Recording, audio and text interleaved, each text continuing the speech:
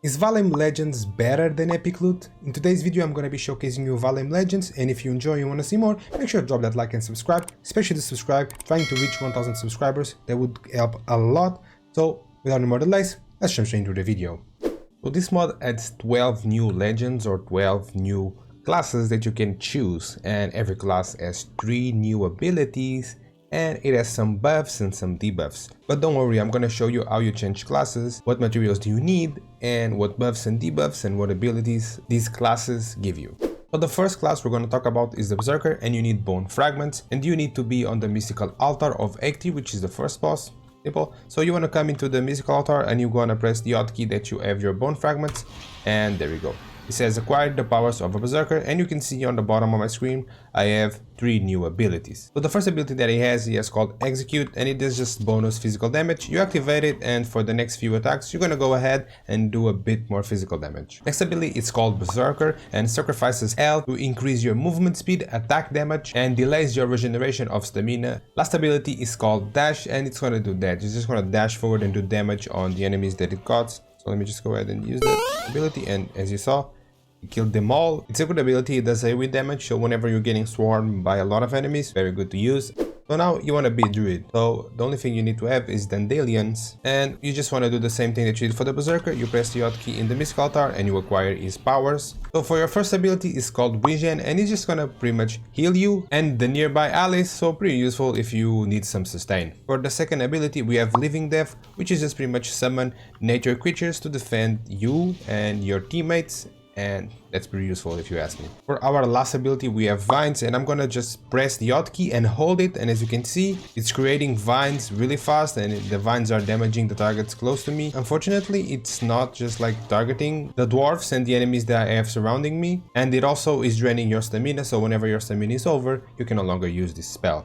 If you want to choose the duelist class, you need Twistle, and it's the same way as all the other classes. You come into the altar and you offer the thing. The duelist also has a bonus ability, which is the Weapon Master. Gains a bonus to block and parry. So for the next ability we have Hip Shot, which is pretty much a projectile, so I'm going to press the ability and it just sends a projectile to wherever you're aiming. For the second ability we have Riposte, and what Riposte does is just turns the energy of an attack into a counter attack, and it's gonna be quite difficult for me to show you that. So you wanna see Riposte as a parry, so whenever they're sending you an energy attack you just want to use this and riposte and counter attack the attack they just send you. The next ability is called Seismic Slash. It just compresses energy and sends them to the enemies like this. Overall, pretty cool. If you ask me, I enjoyed it. The next class is the Enchanter, and you need resin to sacrifice. So I'm gonna go to the altar, sacrifice my resin. So the first ability of this class, it's called Weaken, and it's gonna do that. It's just gonna make your enemies a little weaker. So I'm gonna press that, and as you can see on top of them, there's like a green thing, which is like they are a bit weaker now. And it's just gonna turn enemies into allies, so let me just press that. There we go. You see that they have hearts on their heads, and they are now attacking this guy because he's attacking me. So that's what this does. Pretty useful. Let me end their misery. So now we have zone buff or biome buff. That is dependable on what biome you are in. So let me just press that ability, and there we go. It's just buffing you and your allies, and the buff depends on the biome you are. The swamp gives you poison resistance, the mountains give you frost resistance, the plains give you fire resistance, the ocean gives you lightning resistance, the mistlands give you spirit and frost resistance, and the ashlands do fire and poison bonus resistance. The next class, it's the Mage, and you need coal to sacrifice. You're gonna do it the same way you did all of the others, so you sacrifice at the active altar the coal. So the first ability is called Fireball. Guess it, you're gonna throw a fireball at your enemy like that.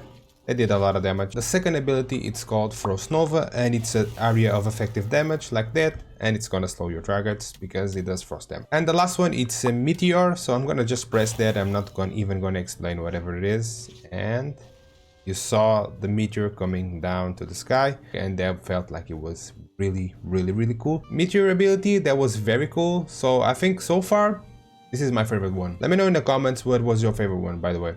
Now we have the Metavoker, and you need raspberries to sacrifice at the altar. I'm gonna go ahead and do just that.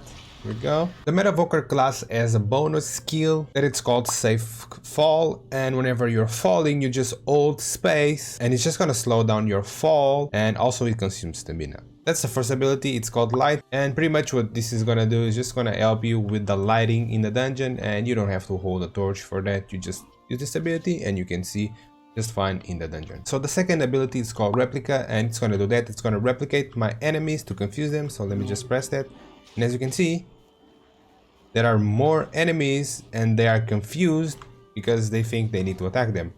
This is a cool one. The last ability, it's called Warp. It's just gonna pick up all my energy and it's gonna send to the enemy, and if there's excess of energy, it's gonna come to the exit point. So let me just press that one.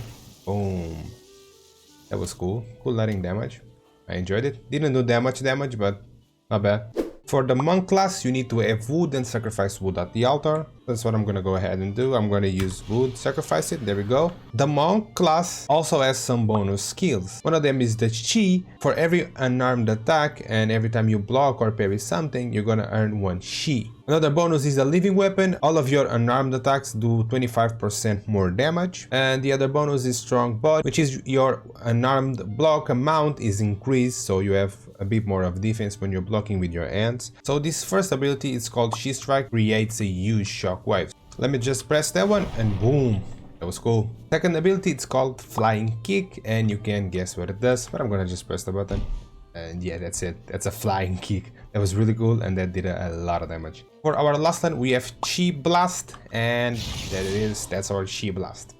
That's a cool one. Overall, the mage was cool. This monk was actually cool too, so I don't know yet. I'll have to decide at the end of the video. And nothing here glows, so that's a downside for me. I'm sorry. For the next class, we have the priest, and you only need to sacrifice stones at the altar, so I'm gonna go ahead and do that.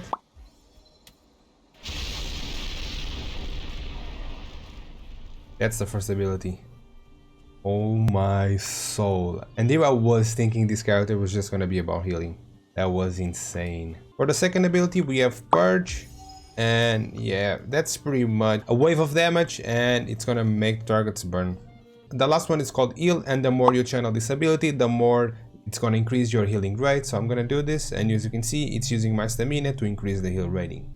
Next class is the Ranger. So let me go ahead to the altar and sacrifice raw meat, which is the item you need to be the Ranger, and we have 3 new abilities. The first ability is called Shadow, and you're just gonna fade into the shadows and get a burst of movement speed like this. As you can see, I'm way faster. So this is cool. You can keep your distance and use your bow from a distance if you have increased movement speed. Our second ability, it's called Wolf, and it does exactly that. It calls a wolf to fight for you. So that's pretty much like for the NPCs to just be targeting the wolf instead of you, and you can hit him from afar and do your damage from afar. So overall, that's just a kind of a smart idea to have. The next ability, it's called Powershot, and what it does is just charges the next projectiles with more power. So I'm gonna do that. And if I hit, I'm supposed to do more damage. You cannot see this, how much damage I do, because I am already one-shotting these boys without much an effort, but that's what it does. The next projectiles, you're gonna do bonus damage. Now we have the Rogue class, and what you need is to sacrifice Annie at the altar, there we go. And the Rogue class has some bonus as well. The bonus skill is Bag of Tricks, and prepares class charges every 20 seconds to bonus skills. The other bonus is Stealthy, he gains a movement speed when he's crouched and unseen. Rogue has another skill which has a double jump, so you can double jump with the bonus skill. Whenever you leave the air on the first jump, you just press again and it's gonna jump again. We have the Dagger Mastery, which gains a passive of 25% more damage if you're using a knife. The first ability, it's Poison Bomb, and I'm gonna go ahead and throw it. It's pretty much like the Who's Bomb pretty much, and it's gonna do poison damage.